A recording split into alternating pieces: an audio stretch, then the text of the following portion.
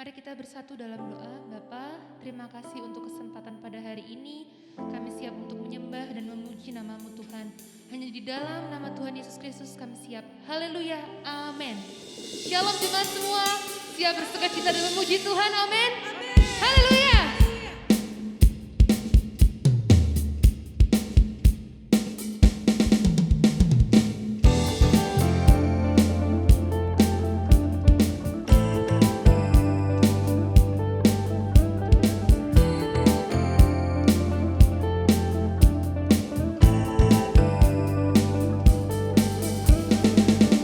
Ku beri hidupku pada Sang Pencipta yang menjadikan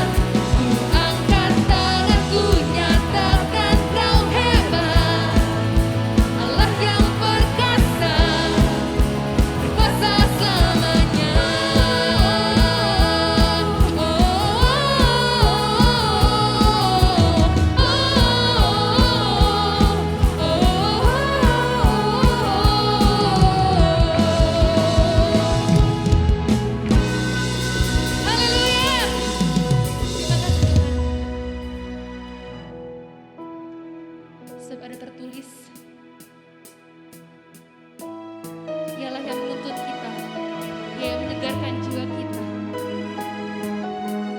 Kalau dalam lembah kelam, kami tidak takut akan bahaya. Kami bersama-Mu Tuhan. Kami tenang di dalam-Mu.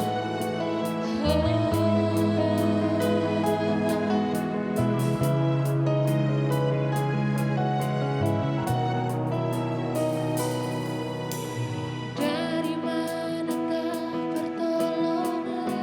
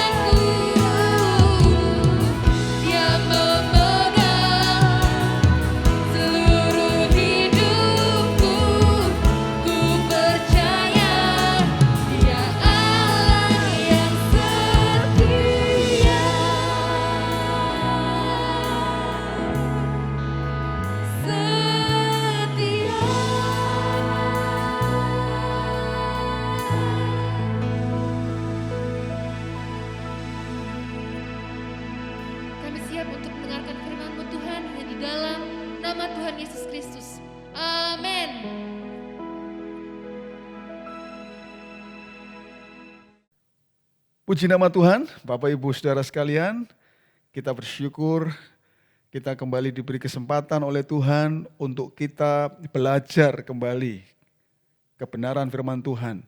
Kita masih berbicara di tema yang sama di bulan Maret ini, yaitu A Place of Power, di mana kita sebagai orang-orang percaya, gereja Tuhan, itu harus menjadi tempat di mana kuasa Tuhan bekerja di dalam kehidupan kita. Nah, itu sebabnya sebelum kita lebih jauh, mari kita akan berdoa, kita persiapkan hati kita supaya kebenaran firman Tuhan itu boleh menjadi bagian dalam kehidupan saya dan saudara. Mari kita berdoa. Tuhan Yesus, terima kasih, kami siap Tuhan untuk diisi oleh kebenaran firman-Mu, dan kami perkatakan firman-Mu kiranya boleh menjadi bagian dalam hidup kami yang tidak akan pernah terambil dari kami, dan itu akan mewarnai kehidupan kami. Terima kasih Tuhan, kami sambut firman-Mu dengan sukacita di dalam nama Tuhan Yesus Kristus. Saat ini saya akan memberikan judul dari firman Tuhan yang saya sampaikan adalah mengapa orang Kristen tidak hidup dalam kuasa. Ya, judulnya adalah sebuah pertanyaan. Dan tentunya pertanyaan ini harus dijawab. Mengapa orang Kristen tidak hidup dalam kuasa? Orang Kristen seharusnya hidup dalam kuasa. Firman Tuhan yang kita dengar minggu yang lalu, kita sudah pelajari bersama bahwa di dalam nama Yesus, ya, kita memiliki kuasa, ada otoritas di dalam kehidupan kita. Kuasa Yesus itu bekerja dalam kehidupan kita. Itu sebabnya seharusnya lah orang percaya hidup dalam kuasa. Jadi kita tidak perlu heran kalau ada saudara seiman kita bersaksi bahwa mereka mengalami mujizat. Itu bukan sesuatu yang mengherankan. Karena apa? Karena itulah sejatinya orang percaya. Hidup orang percaya itu ditandai oleh tanda-tanda ajaib dan mujizat. Seperti apa yang sudah disampaikan oleh Yesus sendiri. Ya, itulah yang akan menyertai kehidupan orang percaya, tanda-tanda ajaib, ya, tanda-tanda mujizat di dalam kehidupan kita sebagai orang percaya. Nah, saat ini kita akan belajar dari ayat selanjutnya di dalam Kisah Para Rasul pasal yang ketiga. Kita akan melihat ya di dalam Kisah Para Rasul pasal 3 ayat 11 dan seterusnya. Ya, kita akan melihat di sini kita akan belajar mengapa orang tidak mengalami hidup dalam kuasa. Hambatan apa? Apa yang menyebabkan orang tidak hidup dalam kuasa? Khususnya kalau kita sebagai orang percaya, kita harus menyadari ini, ya, kita harus tahu tentang hal ini. Kenapa? Kok hidup saya tidak mengalami kuasa? Baik, kita akan melihat Kisah Para Rasul pasal 3, ya, kita akan mulai membaca ayat yang ke-11 sampai ayat yang ke-12. Firman Tuhan berkata demikian. Karena orang itu tetap mengikuti Petrus dan Yohanes, maka seluruh orang banyak yang sangat keheranan itu datang mengerumuni mereka di serambi yang disebut serambi Salomo. Petrus melihat orang banyak itu lalu berkata, "Hai orang Israel, mengapa kamu heran tentang kejadian itu dan mengapa kamu menatap kami seolah-olah kami membuat orang ini berjalan karena kuasa atau kesalehan kami sendiri?" Ayat ini menjelaskan bagaimana orang Israel itu merasa heran. Tentunya orang Israel yang kita tahu ini adalah orang-orang yang belum termasuk di dalam golongan orang percaya, pengikut Kristus pada waktu itu. Ya, Petrus mengatakan, "Loh, kenapa kamu heran?" Nah, saya ingin mengatakan bahwa tanda ajaib atau tanda mujizat memang itu sesuatu yang tidak natural bagi orang yang di luar orang percaya. Ya. Bagi orang yang tidak percaya, maka tanda ajaib atau tanda heran itu, ya, tanda mujizat itu menjadi sesuatu yang tidak natural. Tetapi saya tadi katakan bahwa bagi kita tidak, bagi kita sebagai orang percaya, ya itu adalah hal yang biasa, yang sewajarnya seharusnya terjadi ya, di dalam kehidupan kita sebagai orang percaya. Nah, Petrus tadi mengatakan, ya kenapa engkau menatap kami seolah-olah karena kuasa kami atau kesalehan kami. Ya Petrus ingin mengatakan ini bukan kuasa saya. Kalau peristiwa itu terjadi, peristiwa di mana orang lumpuh itu disembuhkan, itu terjadi bukan karena kuasa saya sendiri. Ya, tetapi sebetulnya Petrus ingin mengatakan bahwa itu terjadi karena kuasa yang bekerja di dalam saya, yaitu kuasa Yesus sendiri, kuasa di dalam nama Yesus. Ya, bukan kuasa Petrus atau bukan karena kesalehan Petrus, tetapi karena kuasa yang bekerja dalam kehidupan Petrus. Ya, Petrus ingin mengatakan demikian. Nah, sebabnya yang pertama, ya mengapa orang tidak mengalami hidup dalam kuasa? Yang pertama adalah ya karena tidak percaya. Karena tidak percaya. Kalau kita membaca ayat yang ke-15, Kisah Para Rasul pasal 3 ayat 15 mengatakan, dan karena kepercayaan dalam nama Yesus, maka nama itu telah menguatkan orang yang kamu lihat dan kamu kenal ini. Dan kepercayaan itu telah memberi kesembuhan kepada orang ini di depan kamu semua. Perhatikan, saudara-saudara sekalian ya, yang melihat tayangan ini, perhatikan. Firman Tuhan mengatakan karena kepercayaan dalam nama Yesus. Artinya kalau orang percaya di dalam nama Yesus, ya bahwa di dalam nama Yesus ada kuasa, maka itulah yang akan terjadi di dalam kehidupan orang tersebut. Artinya apa? Artinya jikalau kita tidak mengalami ya hidup dalam kuasa sebagai orang percaya, hal ini yang harus dicek. Betulkah kamu benar-benar percaya di dalam nama Yesus? Kepercayaan dalam nama Yesus. Karena tadi ayatnya mengatakan kepercayaan itu telah memberi kesembuhan. Karena kita percaya di dalam nama Yesus. Ya, kita tahu Petrus jelas dia percaya. Itu sebabnya dia mengatakan demi nama Yesus. Tetapi orang yang lumpuh itu juga percaya. Ya, dia believe, ya. Dan saya yakin dia bukan hanya believe tapi dia trust, ya. Dia percaya sehingga dia mempercayakan hidupnya. Waktu Petrus ya mengajak dia berdiri, dia mau melakukan.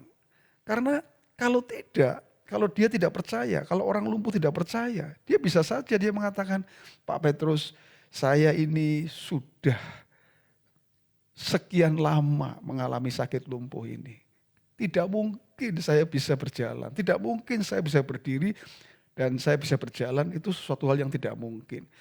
Tetapi Alkitab mengatakan ya, mencatat bahwa orang lumpuh ini ya tidak banyak berkomentar apa-apa, ya, bahkan tidak berkomentar apa-apa ketika Petrus mengajak dia berdiri. Dia ikut saja, dia menurut saja. Saya percaya itu bukan hanya sekedar belief, ya, tetapi trust, dia mempercayakan hidupnya. Dia yakin apa yang Petrus ya, lakukan terhadap dirinya itu akan mendatangkan sesuatu yang berbeda dalam hidupnya, khususnya kesembuhan. Nah itu sebabnya ketika Petrus mengajak dia berdiri, mengangkat dia berdiri, terjadilah dia mengalami kesembuhan. Kakinya itu dikuatkan, dia bisa berjalan, bahkan dia bisa melompat. Ini terjadi karena apa? Karena percaya. Jadi artinya apa? Artinya sebaliknya.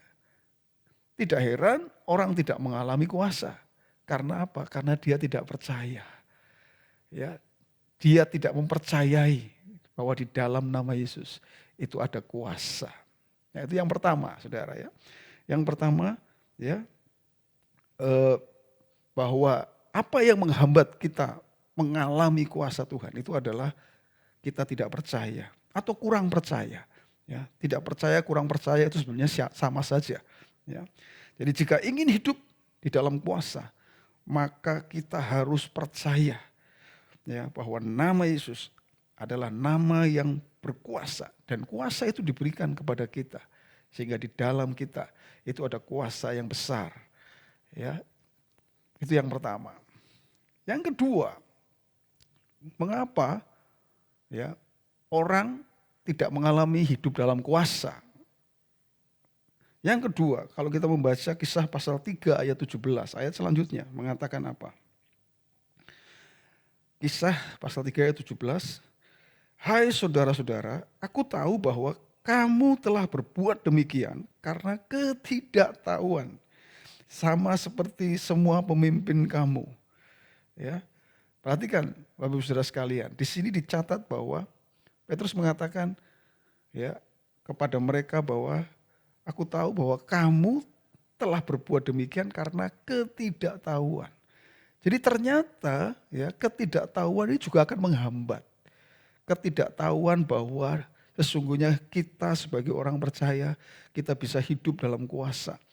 Ya, ketidaktahuan, ketidakmengertian ini menghambat. Ya. Karena apa? Karena firman Tuhan Yohanes pasal 8 ayat 32 mengatakan dan kamu akan mengetahui kebenaran. Kamu akan mengetahui kebenaran dan kebenaran itu akan memerdekakan kamu. Ketika orang mengerti atau mengetahui kebenaran, maka kebenaran itu akan memerdekakan. Artinya apa? Artinya ketidaktahuan membuat orang tidak akan mengalami hidup di dalam kuasa seperti yang sudah dijanjikan Tuhan dalam hidup kita.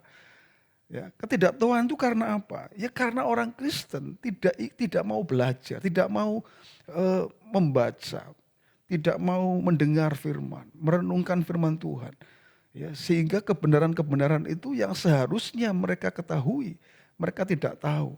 Tidak heran mereka kemudian tidak mengalami ya tanda heran, tanda mujizat, tanda ajaib dalam kehidupannya. Saya ingin mengatakan kepada Bapak Ibu Saudara sekalian, pengertian kita tentang kebenaran itu berbanding lurus dengan apa? Dengan iman kita sesungguhnya.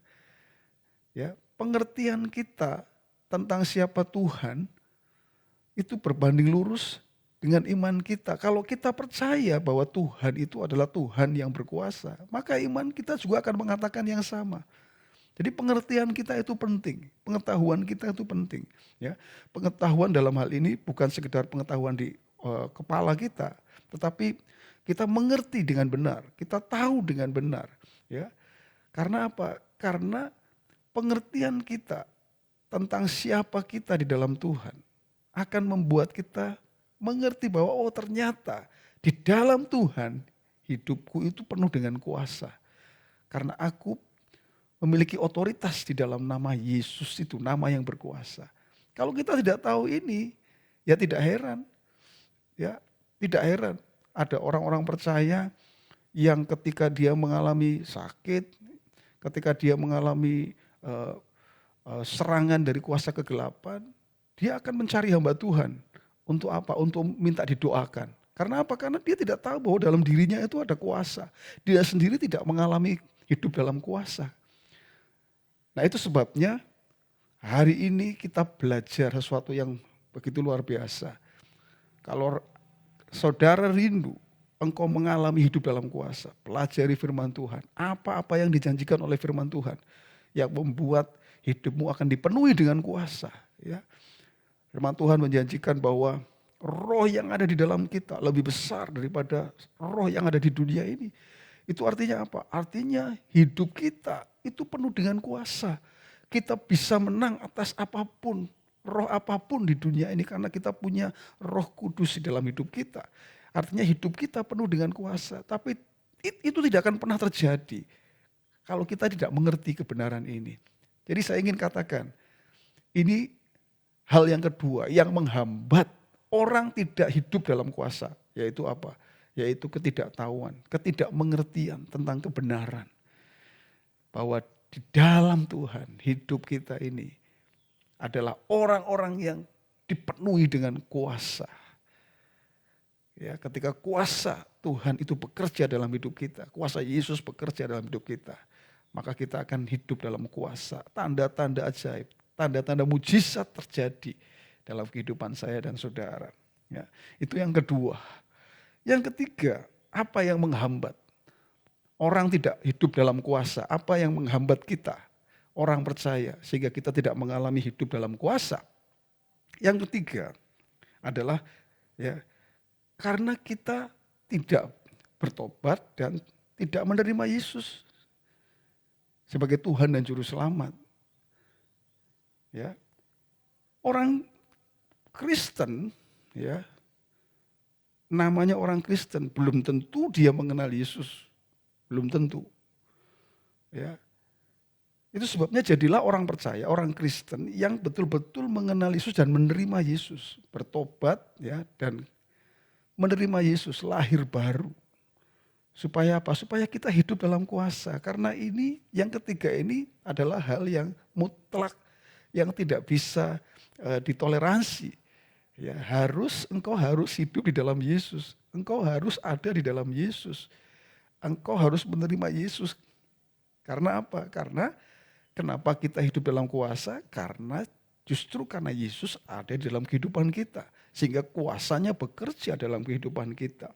Ya, ayat selanjutnya mengatakan Kisah 3 ayat 19 sampai 12 mengatakan demikian. Karena itu sadarlah dan bertobatlah ya supaya dosamu dihapuskan. Ya, jadi saudara sadar ya, bahwa saudara adalah orang berdosa, lalu kita bertobat ya, mengaku dosa maka Tuhan akan mengampuni. Lalu ayat selanjutnya mengatakan agar Tuhan mendatangkan waktu kelegaan. Ya, Tuhan mendatangkan waktu kelegaan. Waktu kelegaan ini maksudnya apa? Kalau kita hidup sudah dibebaskan, kita akan mengalami kelegaan. Saudara bayangkan kalau saudara ada di pengadilan dan Anda dituntut ya hukuman mati. Ya, tapi kemudian dalam persidangan hakim mengatakan Anda divonis bebas. Ya, bebas. Bayangkan. Kita akan mengalami kelegaan, bahkan kita akan sujud syukur ya, biasanya begitu saudara ya. Karena apa? Karena kita mengalami sesuatu yang membebaskan kita mengalami kelegaan, itu maksudnya ya. Jadi Tuhan akan mendatangkan waktu kelegaan kepada kita. Dan ayat selanjutnya mengatakan, dan mengutus Yesus yang dari semula diuntukkan bagimu sebagai Kristus. Jadi kemudian Allah akan mengutus Yesus, maksudnya apa? Yesus akan ada dalam kehidupan kita. Ya, yang sejak semula diuntukkan bagimu. Artinya apa? Ketika kita menerima Yesus, maka Yesus ada dalam kehidupan kita. Kuasanya juga ada dalam kehidupan saya dan saudara. Jadi harus dimulai dengan kesadaran, sadar bahwa kita orang berdosa, kita minta pengampunan sehingga kita mengalami waktu kelegaan tadi, ya. Dan kemudian apa? Yesus tinggal dalam kehidupan kita.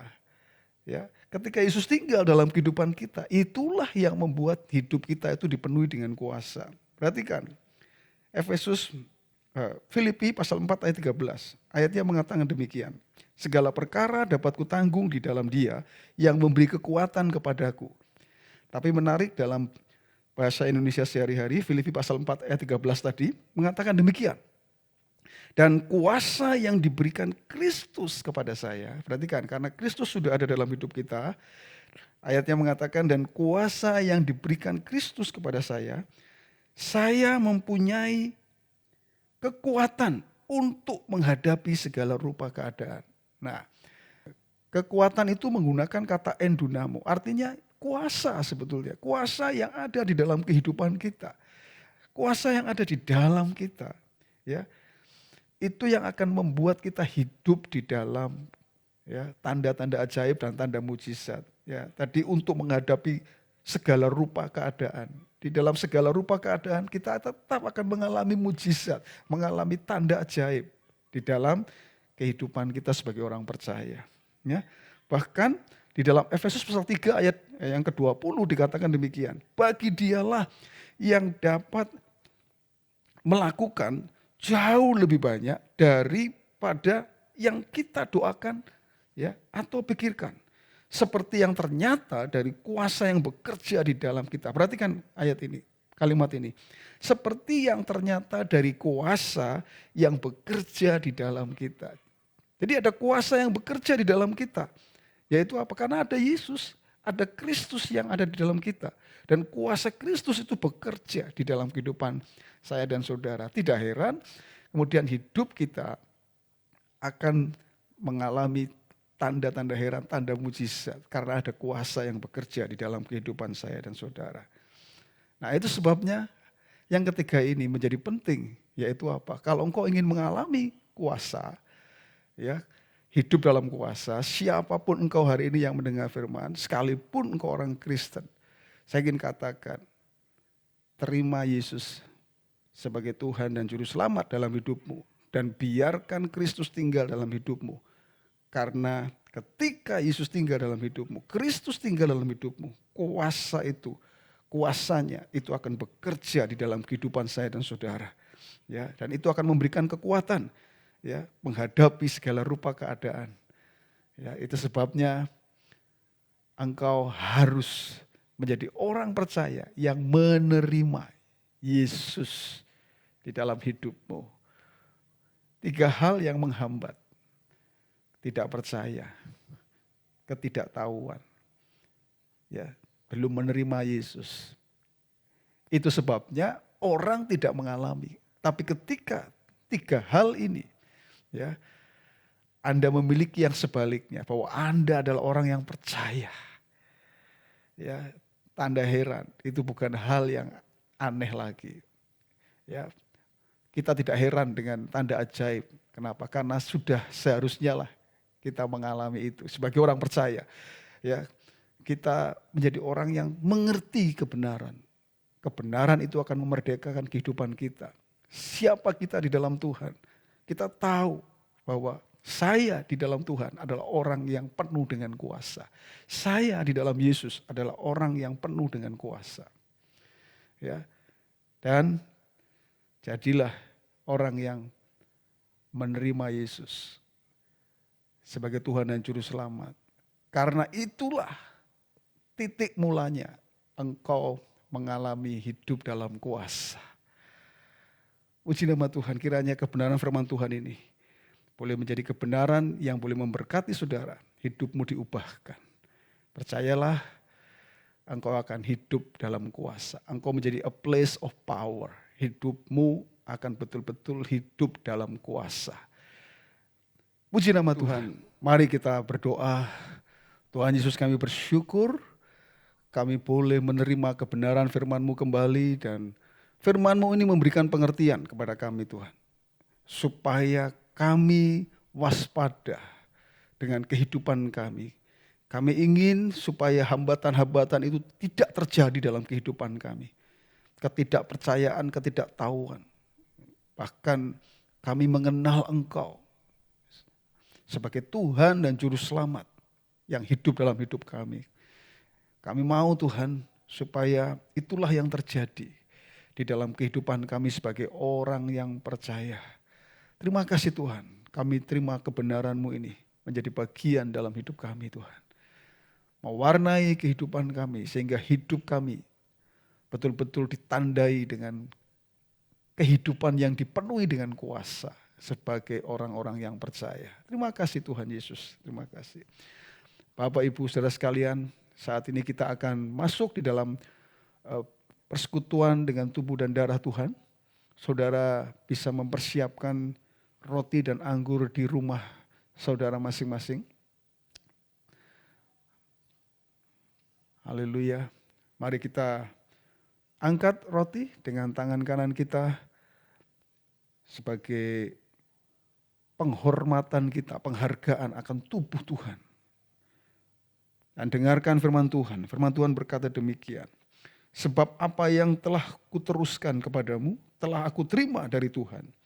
Yaitu bahwa Tuhan Yesus pada malam waktu ia diserahkan mengambil roti. Dan sesudah itu ia mengucap syukur atasnya. Ia memecah-mecahkannya dan berkata, inilah tubuhku yang diserahkan bagi kamu.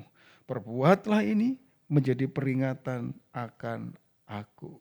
Apa yang ada di tangan kita adalah lambang dari tubuh Tuhan yang sudah dipecah-pecahkan. Firman Tuhan mengatakan oleh bilur-bilurnya penyakit kita disembuhkan.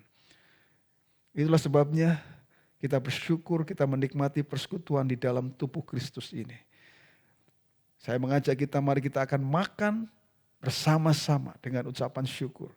Dengan sukacita kita makan di dalam nama Tuhan Yesus Kristus. Mari kita makan bersama-sama.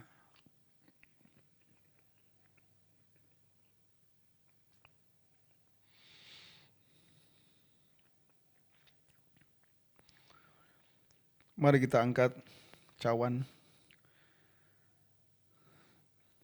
dan dengarkan firman Tuhan berkata demikian. Demikian juga ia mengambil cawan sesudah makan lalu berkata, cawan ini adalah perjanjian baru yang dimeteraikan oleh darahku. Perbuatlah ini setiap kali kamu meminumnya, menjadi peringatan akan aku. Sebab setiap kali kamu makan roti ini dan minum cawan ini, kamu memberitakan kematian Tuhan sampai ia datang. Haleluya. Apa yang di tangan kita ini adalah lambang dari darah Kristus. Darah perjanjian yang baru. Meterai dari semua janji-janji Tuhan. Itu sebabnya mari kita akan menikmati persekutuan dengan darah Kristus ini. Dengan ucapan syukur dan dengan sukacita. Mari kita minum bersama-sama. Di dalam nama Tuhan Yesus Kristus.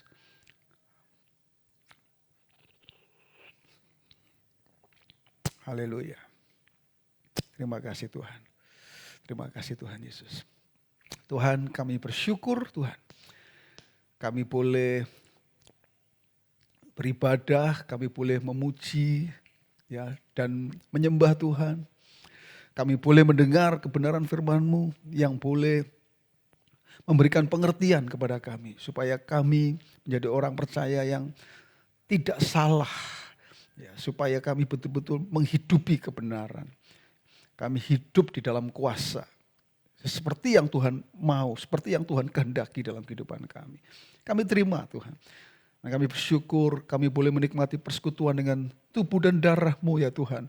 Kami boleh diingatkan kembali akan korban Kristus di kayu salib. Kami bersyukur ya Tuhan, korban Kristus di kayu salib cukup bagi kami Tuhan. Itu sebabnya kami bersukacita Tuhan hari ini karena semua berkat yang sudah kami terima hari ini Tuhan. Dan kami perkatakan ini boleh menjadi kekuatan bagi kami. Kami lebih lagi dikuatkan, kami lebih lagi diteguhkan sebagai orang percaya. Terima kasih Tuhan Yesus. Itu sebabnya kami serahkan kehidupan kami ke dalam tangan-Mu saja. Hari ini dan ke depan. Biarlah Tuhan yang memegang kehidupan kami. Kami tidak takut, kami tidak khawatir apapun ya Tuhan. Karena kami ada di tangan-Mu. Dan kami juga percaya bahwa kuasa yang ada di dalam kami akan menolong kami untuk menghadapi segala rupa keadaan. Itulah yang kami perkatakan Tuhan terjadi dalam kehidupan kami, anak-anak-Mu. Terima kasih Tuhan. Mari Bapak Ibu Saudara sekalian dimanapun kau berada. Angkat tanganmu, terimalah berkat dari Tuhan. Jadilah engkau orang percaya yang mengandalkan Tuhan dalam kehidupanmu. Karena Tuhan akan membuat engkau seperti pohon yang ditanam di tepi aliran air.